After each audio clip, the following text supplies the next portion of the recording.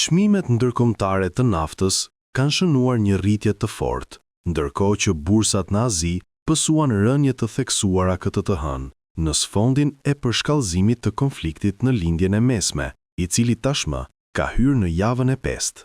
Nafta Brent u rrit me më shumë se 3%, duke kaluar pragun e $115 për fuqi, ndërsa nafta amerikane u ngjit në rreth $103 me një rritje afërsisht 3.5%. Ky trend e vendos Brentin në rrugën për rritjen mujore më të madhe të regjistruar ndonjëherë.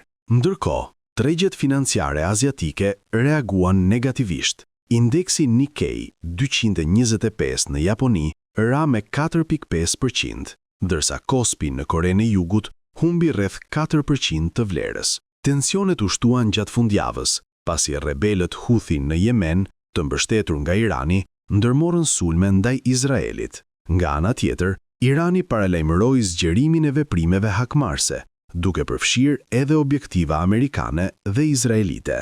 Presidenti amerikan Donald Trump u shpreh se SBA mund të synojë kontrollin e naftës iraniane, duke përmendur edhe mundësinë e marrjes së qendrës kryesore energjetike në ishullin Harg. Sipas tij, mbrojtja iraniane në atë zonë është e dobët dhe e kapërcyeshme. Në të njëjtën kohë, Teherani ka paralajmëruar sulme ndaj anijeve që kalojnë në ngushticën e Hormuzit, një korridor jetik për tregtinë globale të energjisë, nga i cili kalon rreth 20% e furnizimit botror me naftë dhe gaz. Kjo situatë ka shtuar paqëndrueshmërinë në tregjet energjetike dhe ka ndikuar drejt për drejt në rritjen e çmimeve. Sipas ekspertëve, një përshkallëzim i mëtejshëm i konfliktit mund të çojë çmimet e naftës deri në $130 për fuqi në javët në vijim.